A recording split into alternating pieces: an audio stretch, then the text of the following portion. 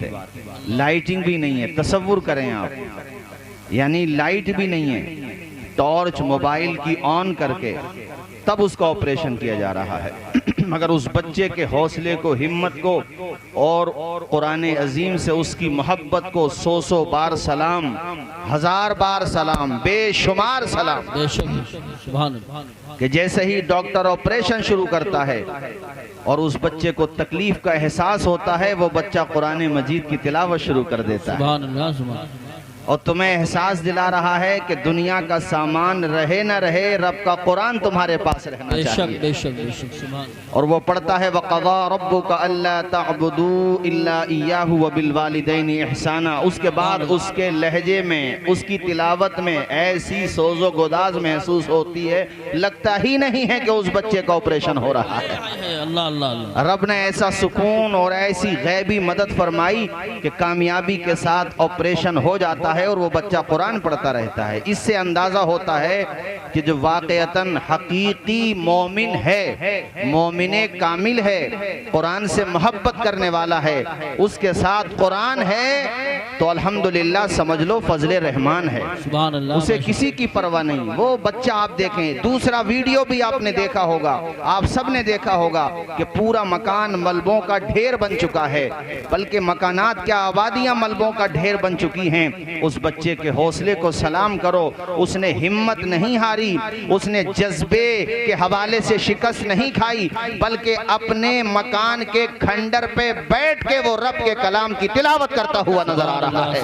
और दुनिया की सोई हुई आबादी को, हम लोगों को, हम सोए हुए लोगों को एहसास दिला रहा है कि न घबराओ मुसलमानों, खुदा की शान बाकी है, अभी इस्लाम जिंदा है, अभी कुरान बाकी है। उसके जज्बे को सलाम करो। हम और आप तो जरा सा माहौल इधर उधर हो जाए तो देखो मजमे से जाने लगते हैं। अल्लाह का शुक्र खैर आप लोग रुक गए, मगर मैं ये बता रहा हूँ कि इतना सब कुछ देखने के बावजूद, आबादियों को खंडरात में बदलता हुआ देखने के बावजूद, पूरी पूरी आबादियां मिसमार कर दी गई, ये सारे मनाजिर देखने के बावजूद हमारे वहाँ मसाजिद में नमाजियों की तादाद वही है जो पहले थी, आज भी वही है। ये रोने की बात नहीं है। मुझे बताओ, ये लाखों रुपया, इतना बड़ा जलसा कराने का क्या फायदा निकलेगा अगर तुम्हारी मस्जिदें वैसे ही वीरान रहें जैसे पहले थी? मुझे बताओ क्या रिजल्ट निकलेगा अगर तुम जलसे भी मनोरंजन के लिए करोगे या सिर्फ यहाँ पर आओगे और टाइम पास करके चले जाओगे? यहाँ मूंगफली खाने नहीं आते हो आप लोग मेरे साथियों, यहाँ पर अदब के साथ बैठा करो, पैगामात सुना करो। और ये हम सब की भी जिम्मेदारी है कि हम जलसे के सही माना में किस तौर पे उसका असर हो, इस असर को हम भी दूसरों तक पहुँचाएं, ये हमारी भी जिम्मेदारी है हजरात। वरना क्या फायदा निकलेगा जलसों का? मुझे बताओ कि इसका ये रिजल्ट निकला। अगर सुबह भी फजर में नमाजी वही हुए जो कल थे, तो मुझे ये बताओ आपका ये लाखों रुपया उठाना, इसका क्या रिजल्ट निकलेगा मेरे साथियों? क्या तुम्हें उन मजलूम बच्चों की चीखें सुनाई नहीं देती?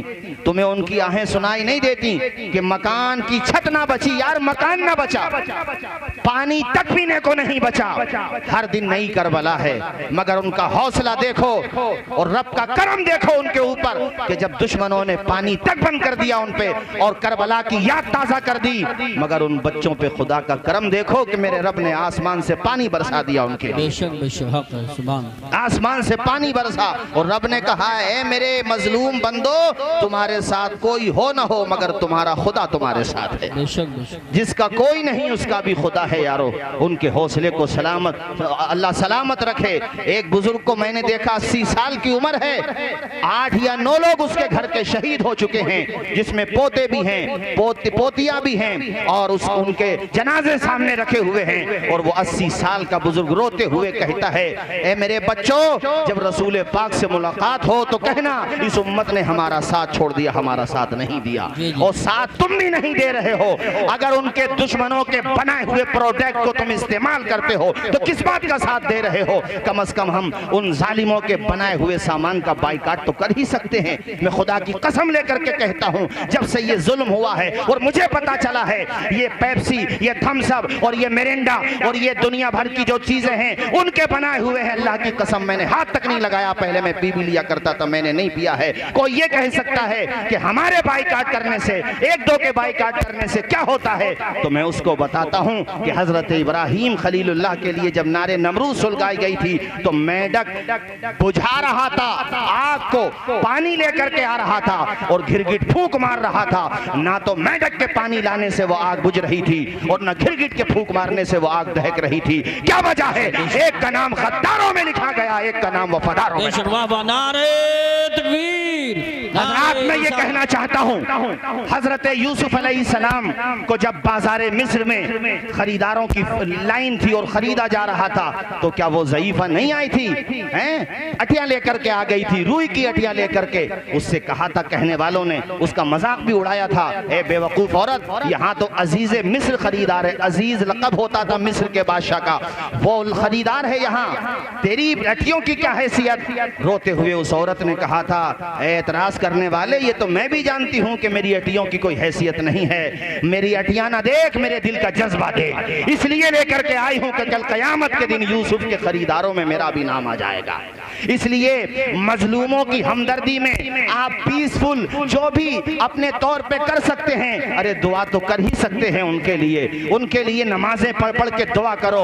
अरे तुम्हारा जज्बा कहाँ चला गया? तुमसे मस्जिदें भरी नहीं जाती, बातें करते हो बहुत बड़ी बड़ी, ऐसी बातों से कुछ नहीं होता है। पहले मस्जिदों को आबाद करना पड़ेगा। मुझे याद आता है, इजराइल के एक मुफक्किर से पूछा गया था, क्या तुम्हें इस बेबस कौम से कभी डर लगता है? तुम्हें लगता है कभी बेदार हो जाएगी? उसने कहा था, हाँ, जिस दिन फज्र की नमाज में मुसलमानों की तादाद जुमे के नमाज के बराबर हो जाएगी, हमें लगेगा ये कौम बेदार हो गई। सुभान अल्लाह, माशाअल्लाह, माशाअल्लाह। हम नमाजें ना पढ़ें, अल्लाह के घर को वीरान रखें, तो कैसे मदद आएगी? मेरे रब ने कुरान में कहा, इन्नल्लाह ला युगय्यिरु मा बिकौमिन हत्ता युगय्यिरु मा बिअनफुसिहिम। अल्लाह उस कौम की हालत नहीं बदलता जो अपनी हालत बदलने की फिक्र ना करे। अपनी हालत तो बदलो। मैं आज कितने जवानों को देखता हूँ, मुझे कहना चाहिए, मैं ये क्यों कहूँ नहीं कहना चाहिए, कितने जवानों को देखता हूँ, अभी वर्ल्ड कप चल रहा है, सट्टे लगाते हुए मिल जाएंगे, जुए खेलते हुए मिल जाएंगे। वो कौम जिसकी बहनें बेटियां उनके सरों से छत छीन ली गई, जिस कौम के बच्चों को यतीम कर दिया गया, पूरे पूरे परिवार जिनके शहीद हो गए, उन बच्चों का कोई पुरसाने हाल नहीं। उनके आंख के आंसू देखो तो दिल का कलेजा मुंह को आने लगता है, पैमाने दिल आंखों से बरसने लगता है। उन बच्चों का दर्द देखो, उनकी आहें देखो। उसके बावजूद इस कौम ने अभी शराब के जाम नहीं छोड़े, ताश के पत्ते नहीं छोड़े, जुआ खेलना नहीं छोड़ा। तो मुझे बताओ मेरे साथियों, कैसे हालात बदलेंगे? हाँ, मौजूदा दौर के दिन रात बदल सकते हैं, मुल्क के फिक्र नजरियात बदल सकते हैं। तुम बदल जाओ तो हालात बदल सकते हैं। बेशक बेशक, सुभान अल्लाह। तुम्हें बदलना पड़ेगा पहले, उसके बाद हालात बदलेंगे। तुमने वो मनाजिर, मैंने क्या, तुमने सबने, हम आपने सबने देखे मेरे साथियों। उस कौम को सलाम करो, मगर यहाँ जुआ खेला जा रहा है। क्या तुमने हुजूर की ये हदीस नहीं पढ़ी कि जुआ खेलने वाला जब जुआ खेलता है तो वो गोया के खिंजीर के खून में अपने हाथों को रंग लेता है। सट्टे लगाए जा रहे हैं कि इस ओवर में ये विकेट हो गया, इतने रन आ गए तो तुम जीते वरना हम जीते। ऐसे सटोरिए। वो कितने जवान लड़के जो शराब का जाम पी रहे हैं, और शराब पी करके फिर नालियों के किनारे पे पड़े रहते हैं, पेशाब करके चला जाए कुत्ता उनके मुंह पे, नालियों में वो अपने आप को देख लो जाकर के क्या सूरत हाल है। नालियों में डुबकियां लगा रहे हैं, कैसे कैसे गंदा पानी उनके मुंह में जाता होगा। शराबें पी जा रही हैं मुसलमानों में। कौन सा गुनाह है जो आज मुसलमानों में नहीं हो रहा है? अपने आप को बदलो। सहाबा और हकीकत में मुसलमान वो थे कि जब शराब की हुर्मत पे आयतें नाजिल हुई कुरान में, तो शराब के मटके फोड़ दिए थे और नाली में पानी की जगह शराब बह रही थी। मेरे साथियों, ये अहले ईमान होते हैं। आज हमें और आपको क्या दर्द है? किसका दर्द है? किसी का कोई दर्द नहीं, न किसी का एहसास है। अल्लाह अल्लाह, उनके जज्बे को सलाम करो। वो खंडरात पे बैठ के कुरान पढ़ रहे हैं मेरे साथियों। उनके मकानों पे छतें ना बची, फिर भी कुरान पढ़ रहे हैं। ये 6 बच्चे हाफिज कुरान हुए। मुझे एक वाकया वहीं का याद आ गया कि वो खैमा लगा कर के कुरान की तालीम देते हैं, अपने बच्चों को कुरान पढ़ाते हैं। और उन्हीं खैमों में अल्हम्दुलिल्लाह पिछले साल 1000 से ज्यादा हाफिज कुरान बन गए थे। आज हमें क्या हो गया? उन लोगों का जज्बा देखो, हौसला देखो, अपने अमल से वो साबित कर रहे हैं। हक को कभी बातिल न कहा है, न कहेगा।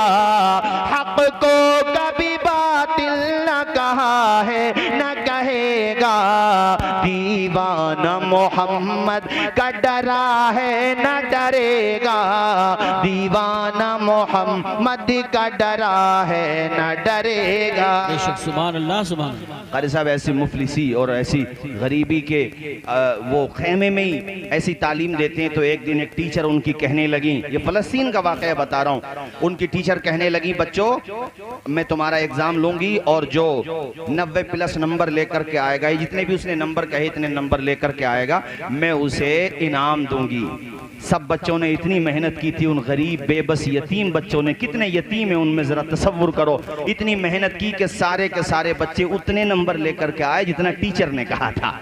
इनाम एक है, दावेदार अनेक हैं। अब ऐसी सूरत में क्या किया जाए, इनाम एक और माशाल्लाह नंबर सब अच्छे लेकर के आ गए। उसकी आंखों में आंसू हैं, कहा बच्चों काश मेरे पास इतना होता कि मैं तुम्हें सबको इनाम देती, मगर माशाल्लाह खुशी यह है कि तुम सब अच्छे नंबर लेकर के आए हो, लिहाजा ऐसा करो ये पर्चियाँ अपने अपने नाम से पर्चियाँ लिख दो, पर्ची कुरानदाजी हो जाएगी, जिसके नाम से पर्ची निकलेगी उसे इनाम दे दिया जाएगा। इस पे सब लोग एग्री हो गए। जब पर्ची निकाली गई, कुरानदाजी की गई, तो उसमें पर्ची निकली एक बेटी की, एक बच्ची की, जिसका नाम था सबा अब्दुल करीम। उस बच्ची की जब पर्ची निकली तो वाकईतन पूरे क्लास में, पूरे स्कूल में वही बच्ची डिजर्व करती थी, सबसे ज्यादा मुस्तहिक वही बच्ची थी, चूंकि ना उसकी माँ ना बाप ना भाई कोई नहीं था, दूसरे लोग उसकी परवरिश कर रहे हैं, सबसे गरीब वही थी। टीचर की आंखों में आंसू आए, बच्चे की पेशानी चूमी, कहा बेटा मेरा दिल भी ये चाहता था तुम्हें इनाम मिल जाए और नाम भी तुम्हारा ही निकल आया है। उसको इनाम दे दिया गया। ये कहानी खत्म नहीं हुई है, कहानी शुरू हुई है। वो टीचर अपने घर पे जाके अपने हस्बैंड के सामने दहाड़े मार मार के रोने लगी। उनके शौहर ने कहा क्या हुआ, इतना क्यों रो रही हो?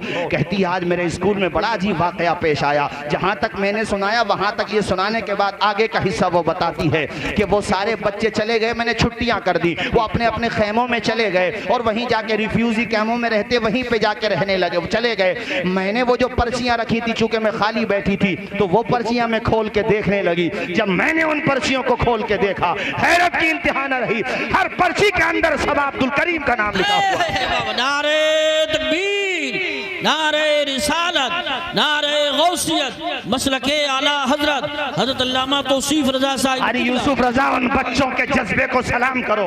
नाबालिग बच्चे हैं, छोटे छोटे बच्चे हैं, मगर वो स्कूल के बच्चे जानते थे मुझसे ज्यादा सबा को जरूरत है। वो बच्चियां जानती थी मुझसे ज्यादा सबा को जरूरत है। तो सारे बच्चों ने अपना नाम नहीं लिखा, उसका नाम लिखा जिसका होना था। बेशक बेशक, क्या कहने हैं, वाह वाह। ये होता है ईमानी जज्बा, ये होता है एक दूसरे की हमदर्दी का जज्बा।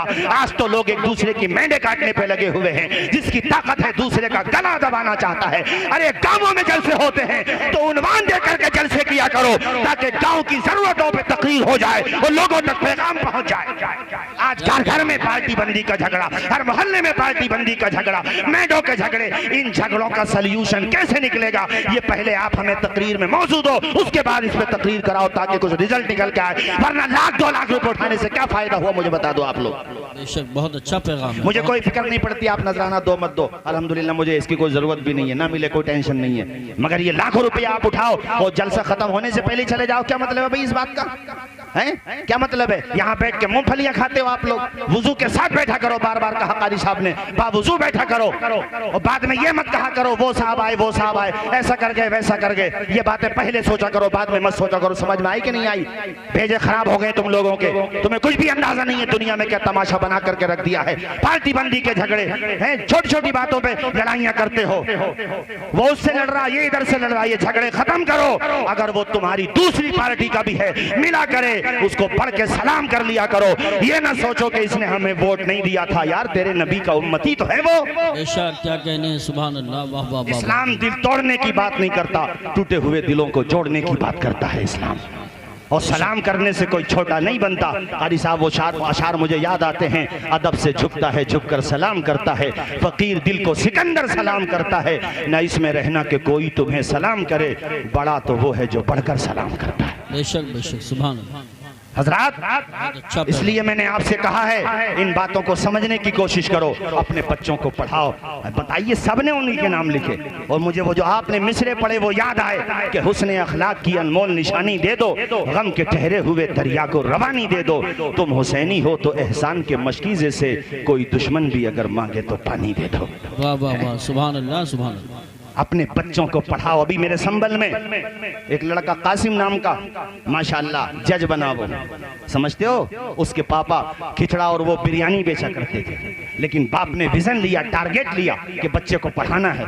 ये बाप होता है, पसीने में भीग जाएगा, अपनी जिंदगी दांव पे लगा देगा, मगर ये सोचेगा मेरे बच्चे को वो तकलीफें ना उठानी पड़े जो उसके बाप को उठानी पड़ी थी। बेशक ये औलाद की भी जिम्मेदारी है कि शादी हो जाए, तुम पे जिम्मेदारी आ जाए तो माँ बाप को आंखें न दिखाओ, उनके डांटने को बुरा न समझो। जिस दिन ये माँ बाप हमेशा के लिए सो गए, कान तरस जाएंगे, अब्बा की आवाज सुनने को नहीं मिलेगी मेरे यार।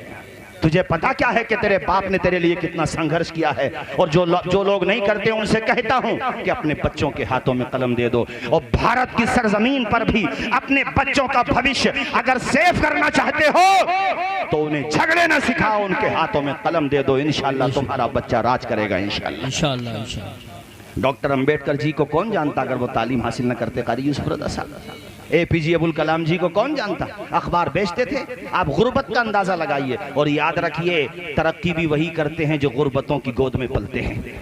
अमीर का बेटा बहुत कम पढ़ता है, मगर ठीक है पढ़ भी जाता है, मगर गरीब चूंकि जानता है मुझे मेहनत करना होगी। और ये जो 6 बच्चे हाफिज कुरान बने, तुमने आज इनकी कामयाबी का सेहरा इनके माथे पे देखा और देखोगे भी दस्तार होगी, मगर इनकी परेशानियां नहीं देखी तुमने, इनके पाँव के छाले नहीं देखे, पूरी रात कुरान पढ़ते हुए नहीं देखा, इनको 4 बजे उठते हुए नहीं देखा है। जब तुम सोते होते थे तुमसे तो फजर की नमाज भी नहीं पढ़ी जाती, मगर ये नौने हालाने मुस्तफ़ा, ये जरा सारे बच्चे किस वक्त उठ जाते हैं? 4 बजे।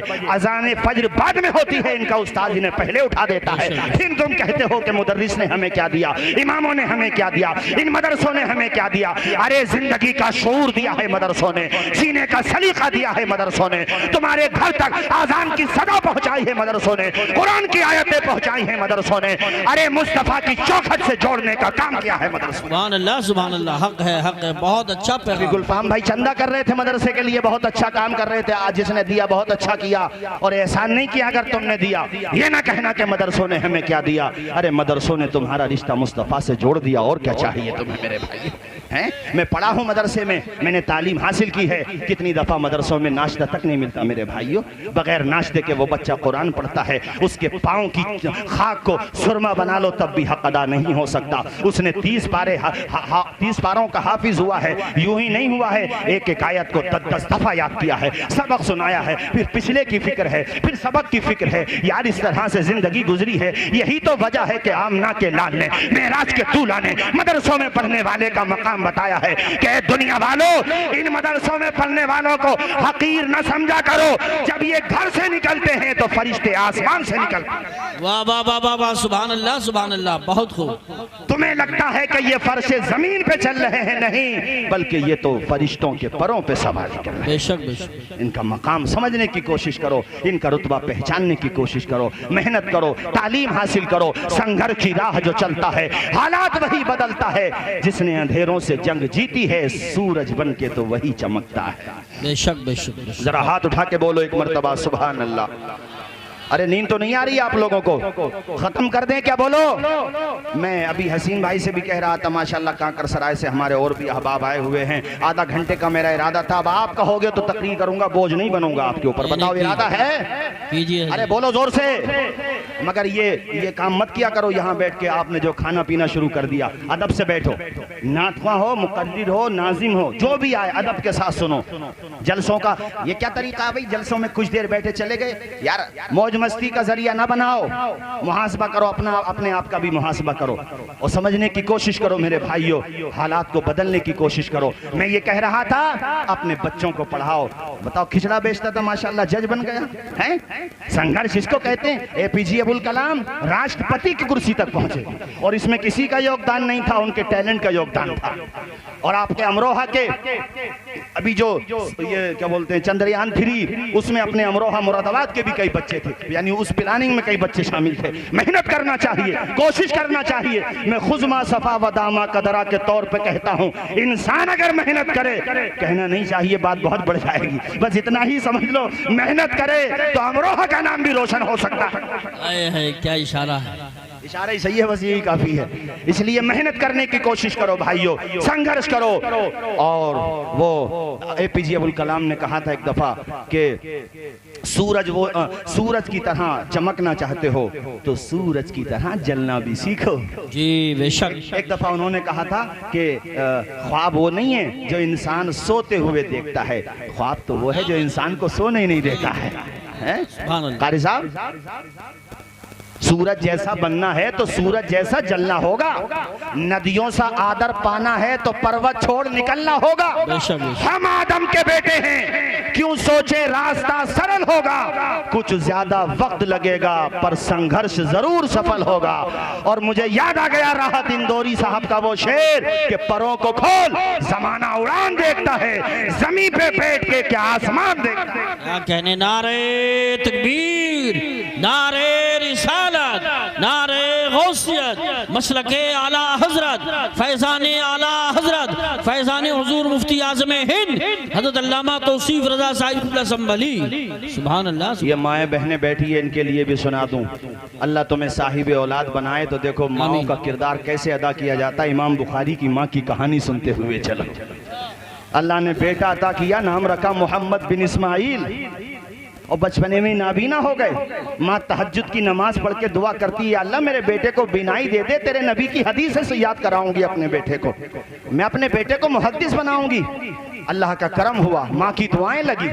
तुम भी लिया करो दुआएं माँ की, बाप की दुआएं भी लिया करो, घर से जब निकला करो। अल्हम्दुलिल्लाह हम तो इस पे अमल करते हैं, हमारे कारी यूसुफ रज़ा साहब भी माशाअल्लाह बहुत अमल करते हैं इस पे, अल्लाह का शुक्र है। हम सब लोग अमल करते हैं, अल्लाह का लाख लाख शुक्र है। आप सबसे कहता हूँ घर से निकला करो तो माँ का हाथ सर पे रखवा लिया करो, बाप का हाथ चूम लिया करो, और फिर ये कहते हुए निकल जाया करो, हमारे कुछ गुनाहों की सजा भी साथ चलती है, अब हम तन्हा नहीं चलते, दवा भी साथ चलती है। अभी जिंदा है माँ मेरी, मुझे कुछ भी नहीं होगा, मैं घर से जब निकलता हूँ दुआ भी साथ चलती है। सुभान अल्लाह, सुभान अल्लाह। बहुत माशाअल्लाह अहले स्टेज आंखों में नमी है माशाअल्लाह, अल्लाह शादो आबाद रखे।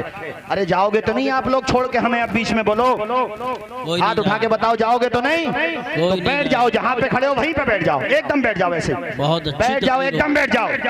अब यार हम भी आए हैं तो ऐसा तो नहीं है कि आपको इतनी आसानी से छोड़ देंगे, हैं? इसलिए सुकून के साथ बैठ जाओ, बैठ जाओ, बैठो, एकदम से बैठ जाओ, भी सारे लोग बैठ जाओ। कलमा पढ़ो झूम के, ला इलाहा इल्लल्लाहु मुहम्मदुर रसूलुल्लाह सल्लल्लाहु ताला अलैहि वसल्लम। इमाम बुखारी की माँ दुआएं करती है, वो कनीज़े फातिमा ज़हरा, वो माँ की दुआ का असर देखो, खुदा का करम हुआ, बंजर ज़मीं पे नूर की बरसात हो गई, ख्वाब में हज़रत इब्राहीम से मुलाकात हो गई। माँ तशरीफ, माँ के ख्वाब में हज़रत इब्राहीम तशरीफ लाए और कहा, ए खातून, अल्लाह ने तेरी दुआ कबूल कर ली है और तेरे बेटे मोहम्मद को बिनाई लौटा दी है, बिनाई अता कर दी है। किसने? हजरत इब्राहीम ने। सुबह सुबह का टाइम था, अभी फज्र की आज़ान नहीं हुई है या हो चुकी है। माँ की आंख खुली, करीब में बेटा सो रहा था, नाम है मोहम्मद बिन इस्माइल बुखारी। अपने बेटे को उठाया, ख्वाब तो याद था ना एकदम से, बेटे को उठाया, कहा बेटे ज़रा आंखें खोलना, आंखों में खुशी के आंसू भी हैं। मोहम्मद बिन इस्माइल ने आंखें खोली, माँ मुझे तेरा चेहरा नजर आ रहा है। ये जुमले सुनने के लिए माँ के कान तरस गए थे। इतना कहा तो ढारस बन गई, कलेजे से चिमटा लिया, मौला तेरा शुक्र है तूने मेरे बेटे की बिनाई वापस कर दी। ये माँ होती है कि अपनी जिंदगी को कुर्बान कर देती है बच्चों के लिए। मालिक तेरा शुक्र है, ए बेटे तुझे साफ नजर आ रहा है। माँ हाँ हाँ तेरा चेहरा भी नजर आ रहा है, और तू जो चादर ओढ़े हुए है ना, सुर्ख रंग की चादर है मेरी माँ। अल्लाह अल्लाह। और यहाँ पे मोहम्मद बिन इस्माइल बुखारी की इंतखाब पे भी कुर्बान जाओ। रोशनी मिली, बिनाई मिली, आसमान की रंगत न देखी, माँ का चेहरा देखा। गोया के उन्होंने माँ का चेहरा देखने के बाद ये कह दिया, ए अंधेरे देख ले, मुंह तेरा काला हो गया। माँ ने आंखें खोल दी, घर में उजाला हो गया। सुभान अल्लाह, सुभान अल्लाह, माशाअल्लाह, माशाअल्लाह। ये होता है माँ का अदब। और फिर क्या हुआ, अपने बेटे को पढ़ाया माँ ने। माँ तुम्हें सुना रहा हूँ खास तौर पे, ये जो 6 बच्चे हाफिज कुरान बने, इनके पीछे इनकी माँ की बड़ी मेहनत होगी बेशक। हजरत इमाम बुखारी को माँ ने तालीम हासिल करने के लिए मुख्तलिफ शहरों में भेजा और अल्लाह ने इतना काबिल बनाया, अल्लाह ने इतना इल्म अता फरमाया कि बाकी आपके जो साथी थे जो मदरसों में पढ़ने जाते थे, मुहद्दिसीन के पास पढ़ने जाते थे, वो दफ्तरों के अंदर हदीसें लिखते थे। शुरू में इमाम बुखारी लिखते ही नहीं थे। एक दिन आपके साथियों ने कहा, ए मोहम्मद बिन इस्माइल, तुम तो अपना वक्त ज़ाय कर रहे हो, लिखते तो हो नहीं, तुम्हें कुछ याद भी है? आपने कहा, अच्छा मेरे साथियों ये बताओ, तुमने अपने दफ्तरों में, अपने रजिस्टर्स में कितनी हदीसें लिख ली होंगी? कहा, हमने 15 हज़ार हदीसें अब तक लिख दी हैं। इमाम बुखारी ने कहा, पहले तुम सुनाओगे या पहले हम सुना दें? अल्लाह अल्लाह। कहने लगे, नहीं, तुम कैसे सुना दोगे जब तुमने लिखी ही नहीं है? कहा, तुम अपने दफ्तर खोलो। उन्होंने दफ्तर खोले, इमाम बुखारी ने पढ़ना शुरू कर दिया और 15,000 हदीसें सुनाने के बाद आप रुके। सारे लोगों ने कहा, ए बुखारी, तुझे ये कैसे याद हो गई? कहा, मेरी माँ की दुआ का असर देख रहे हो मेरे साथियों, इसलिए मैंने ये जोर दिया है इन औरतों पर कि अपने बच्चों को पढ़ाने का जज्बा पैदा करो, अपने बच्चों के अंदर तालीम का ज़ौक़ पैदा करो और बचपने ही से ये ख्वाब देखो, मालिक मेरा बेटा हाफिज कुरान बन जाए, अल्लाह करा मेरा बेटा डॉक्टर भी बने, एडवोकेट भी बने, मेरा बेटा साइंटिस्ट भी बने, मगर साथ साथ में वो कुरान भी पढ़ता हुआ चला जाए। झूम के बोलो सुभान अल्लाह। सुभान अल्लाह, सुभान अल्लाह। बहुत अच्छा पैगाम पेश कर रहे हैं हज़रत, जवाब नहीं माशाल्लाह। हर आदमी बड़ी माशाल्लाह मोहब्बत से सुन रहा है। कारी साहब, बगैर तालीम के हमें और आपको कौन बुला लेता अगर थोड़ा बहुत? सही बात। हालांकि उतने पढ़े हुए नहीं है, मोहब्बत ज़्यादा मिलती है आप लोगों की, मगर बहरहाल ये माँ बाप का ही तो एहसान है। बोलो, अरे जोर से बोलो, किसका एहसान है?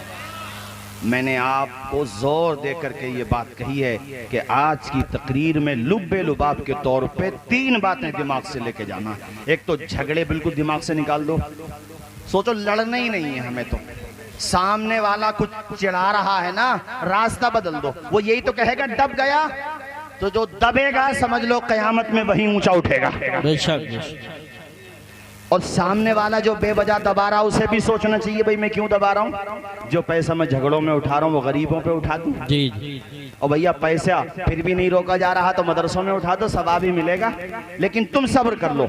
और दूसरा पैगाम, मस्जिदों को आबाद करना। बेशक। मस्जिदों को, जोर से बोलो, मस्जिदों को, हाँ, 5 वक्त नमाज का मिजाज बना लो कि नमाज तो हमें पढ़ना ही है यार। सिर्फ मस्जिदें भर देना हम लोग तो इसी का बहुत अच्छा असर पड़ जाएगा। कारी साहब, बेशक बेशक। 3 दिन तो नमाज पढ़ते हैं मुसलमान सबके सब, ईद में, बकरा ईद में और अलविदा में, यानी ईद उल फितर में और ये ईद उल दुहा में और अलविदा में, यानी सब के सब पढ़ते हैं। अरे बाज जुमे भी गोल कर देते हैं, मगर इन 3 दिनों में पढ़ लेते हैं माशाल्लाह। पढ़ते हैं कि नहीं? बोलो, बताओ, राज्य सरकार से लेकर मरकजी सरकार तक तुम्हें प्रोटेक्शन देती है कि नहीं? ऊंचा बोलो, देती है कि नहीं? अरे बोलो, देती है, इज्जत देती है। तुमने सबने 3 दिन नमाज पढ़ी, अल्लाह ताला का करम देखो कि औरों ने भी तुम्हें इज्जत दी। इसका मतलब क्या हुआ कि हर दिन अगर इसी तरह से 5 वक्ता नमाज के लिए तुम निकलने लगे तो फिर कारी यूसुफ रजा साहब मुस्कुराते हुए ये 4 मिसरे सुनाएंगे कि गैर को अखलाक से अपना बनाना सीख लो, रंजो गम के साए में भी मुस्कुराना सीख लो, देखना दुनिया झुकेगी खुद तुम्हारे सामने, तुम खुदा के सामने सर को झुकाना सीख। सुभान अल्लाह। नारे तकबीर, नारे रिसालत, नारे गौसियत, मसलके आला हजरत, फैजाने आला हजरत हजरत अल्लामा तौसीफ रजा साहिब क़िबला, जश्न दस्तार बंदी। सुभान हारी साहब, 15,000 हदीसें ऐसे सुना दी। 1988 में, अब बहुत जल्दी 10-15 मिनट में तकरीर खत्म कर रहा हूँ। 1988 में इराक के अंदर एक बच्चा स्कूल से पढ़ के वापस आया तो उसकी माँ ने उससे कहा, बेटे अपनी कॉपी मुझे दे। उसने कॉपी दे दी। कॉपी जब दी तो माँ ने उस कॉपी पे लिखा, इन्नी उहिब्बु अन तकूना। अरे जोर से बोलो यार, क्या देखना चाहते हो? पायलट समझते हो? जहाज का ड्राइवर, पायलट। माँ से उसने कुछ नहीं कहा, उसने वो कॉपी का पर्चा हिफाजत के साथ रख लिया और वो बच्चा पढ़ता रहा। यहाँ तक के सन 2022 के लास्ट मंथ दिसंबर में वो दिन भी आया। अच्छा, उसके बीच में कई दफा ऐसा हुआ, वो कहता था माँ तो उम्रा करने क्यों नहीं जाती, तो माँ कहती थी बेटे मेरी तमन्ना ये है जिस जहाज में बगदाद से बैठ के मदीना एयरपोर्ट या जद्दा एयरपोर्ट जाऊं, उस जहाज को उड़ाने वाला कोई और न हो, मेरा अपना ही बेटा होना चाहिए। मैं ये चाहती हूँ कि मेरा बेटा पायलट हो और उसकी माँ ज़ाहिरे मदीना हो, उसकी माँ मदीने की ज़ियारत करने के लिए जाए। बेटे ने माँ का ये विजन, माँ का ये मकसद, माँ की इस दुआ को अपने दिल से गांठ मजबूती के साथ बांध लिया और सन 2022 के आखिरी महीने दिसंबर में कारी यूसुफ रजा साहब वो दिन भी आया कि जब बगदाद एयरपोर्ट पे वो जहाज की तरफ बढ़ रही है तो बेटा जहाज के मेन डोर पे खड़े होकर माँ को सैल्यूट कर रहा है। माशाअल्लाह माशाअल्लाह। आए है झूम के नहीं बोलोगे भाइयों? नींद आने लगी क्या आप लोगों को? झूम के बोलो या रसूल अल्लाह, अल्लाह अल्लाह। जब मेन दरवाजे पे माँ पहुंची और माँ को बेटे ने देखा तो उसने अपना कैप, यानी जो उसका लगाने वाला कैप होती है, उसने वो कैप उतारा और माँ के कदमों में रख दिया। माँ की आंखों में आंसू आए, माँ ने अपने बेटे की पेशानी को चूमा और ये कहा या अल्लाह ऐसी औलाद सबको अता फरमा जैसी औलाद तूने मुझे अता फरमाई। मेरे बेटे ने वो करके दिखा दिया और अल्हम्दुलिल्लाह उसकी माँ उम्रा करती है, फिर वापस अपने वतन आ जाती है। ये सुनाने का मकसद ये था, ऐ माँ तुम्हें मैं सुना रहा था कि अपने बच्चों को बचपने ही से विजन दो, टारगेट दो कि हमें अपने बच्चों को कामयाब बनाना है, उनके हाथों में कलम देना है। मुझे आजम खान साहब का ये जुमला याद आता है, उन्होंने कहा था अगर तुम भी अपनी नस्लों के बारे में गौर नहीं करोगे तो 7 समंदर पार से तुम्हारे हाथों में कलम देने के लिए कोई नहीं आएगा, तुम्हें ही पढ़ना पड़ेगा। अभी आपके कुंवरदानी साहब है अपने यहाँ के सांसद, एजुकेशन की ताकत है, तालीम की ताकत है, तालीम हासिल करो। ये मत सोचने लगना कि ये मौलाना तौसीफ रजा साहब इस विलेज में तालीम की बात लेके बैठ गए, हम गांव के रहने वाले हैं, हम पढ़े भी तो क्या पढ़ेंगे, करेंगे भी तो क्या करेंगे। ये गलत सोच है, ऐसा कुछ नहीं है। अल्हम्दुलिल्लाह बहुत से लोग हैं जो गांव के भी हों तो अल्लाह के करम से नाम रोशन कर देते हैं। अरे वो लड़का भी तो गांव का ही है भैया, अरे वो भी तो जिला अमरोहा का नहीं है, वो लोग नाम रोशन हो जाता है। इसलिए घबराओ नहीं, संघर्ष करो, मेहनत करो, जज्बा लेकर के जाओ और अपने दिमाग में ये बिठा करके जाओ जो पैसा हम बिया शादियों में फजूल खर्च कर रहे हैं और खुराफात में उठा रहे हैं, वो पैसा हम बच्चों की तालीम पर उठाएंगे इंशाअल्लाह। और जोर से बोलो भाइयों इंशाअल्लाह। पढ़ाओगे कि नहीं पढ़ाओगे बच्चों को? बोलो। आधी रोटी खाएंगे बच्चों को, आवाज आए बच्चों को। अपने संबंध की बात है, जब ये चेयरमैन शहदुल्ला साहब जिला के चेयरमैन बने थे उस टाइम की बात है, बल्कि उनसे भी उन्होंने ही सुनाई थी ये बात। अपने संबंध में जो कोर्ट है तो उसमें एक संतरी हुआ करता था, गैर मुस्लिम था, मगर मैं तालीम के बारे में बता रहा हूँ, ज़ौक़ होता है। वो संतरी था, जब जज साहब आते थे तो उनकी कुर्सी लगाना या बाकी काम देखना वो उसकी जिम्मेदारी थी, सैल्यूट भी करता था उनको। तो संतरी के दिमाग में ये बात आई, क्यों ना ऐसा हो कि मैं तो संतरी ही रहूंगा, आगे क्या तरक्की करूंगा, लेकिन इस कुर्सी पे एक दिन मेरा बेटा आ रहा हो, मैं यहाँ ही बैठा। वाह वाह वाह।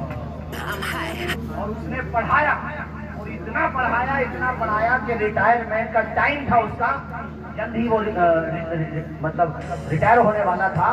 उतने ही में उसका बेटा जज बन के संबंध की कोर्ट में आ रहा था और बाप वहां खड़े होकर के अपने बेटे को सैल्यूट मार रहा था। तो बेटा आगे नहीं बढ़ा बल्कि अपने पिताजी के चरणों में झुक गया और अपने पिताजी के चरणों को उसने छुआ, सम्मान दिया। ये कहना चाहता हूँ, अरे उसके खबर से मैंने कहा तालीम हासिल करना चाहिए। एक अभी यहाँ का हरियाणा का लड़का था, मैंने उसका फोटो देखा सोशल मीडिया पे, वो मेहनत करता था, उसका बाप रक्षा चलाता था, रक्षा पोलर ऑटो चलाता था, मगर बच्चे को पढ़ाता था, कितनी परेशानियां उठाता था, धोखा करता था, बच्चे को पढ़ाता था। उसका बेटा तो IAS बना, DM बना, और जिस दिन सीएम के ऑफिस में वो पहुंचा, पहला दिन था पोस्टिंग का, तो अपने पिताजी को उसने कुर्सी पे बिठाया, खुद पांवों में बैठ गए अपने पिताजी से, और उसके बाप ने रोते हुए अपने बच्चे के सर पे हाथ रखा। ये चंद बातें तुम्हें मैंने सिर्फ इसलिए बताई है ताकि जलसे का कुछ निचोड़ निकल के आए, इतने मजरे में एक बंदा भी ये अज़्म लेकर के जाए कि इंशाअल्लाह अपने बेटे को एडवोकेट बनाऊंगा, और इतना बड़ा एडवोकेट बनाऊंगा सिर्फ अमरोहा कोर्ट का एडवोकेट ना बनेगा, अल्लाह ने चाहा तो मेरा बेटा सुप्रीम कोर्ट का एडवोकेट बनेगा। और एडवोकेट क्या, हम तो जज का ख्वाब देखे ना भाई। अरे ये सब बेवजह की बातें हैं कि तुम्हें दुनिया नहीं चाहती, कुछ ना कुछ सच्चाई है, मगर लोहा खोटा है तो कहीं ना कहीं लोहार भी तो खोटा है यार, कहीं लोहा खोटा है कहीं लोहार खोटा है, कुछ न कुछ कमी तो हमारी भी है। अरे बिरादरी को ऊपर मत ले जाना इस बात को यार, एक जुमला बोला जाता है यानी कुछ लोहा खोटा कुछ लोहार खोटा, इसका मतलब ये होता है कि उधर से भी तासुर है मगर कमी तो हमारी भी है, गफलत तो हमारी भी है, वरना प्राइवेट जॉब करने से कौन रोक सकता है, तुम्हारी सलाहियतों से कौन रोक सकता है, तुम्हारे अंदर खूबी हो, अगर खूबी की बात आ गई तो मैं बता दो, खूबी अपने आप को मनवा के रहती है, इंसान के अंदर अगर सलाहियत हो तो दुश्मन को मानना पड़ता है, किसी की मजबूरी न बनो उसकी जरूरत बन जाओ। सुभान अल्लाह, बहुत अच्छा करता।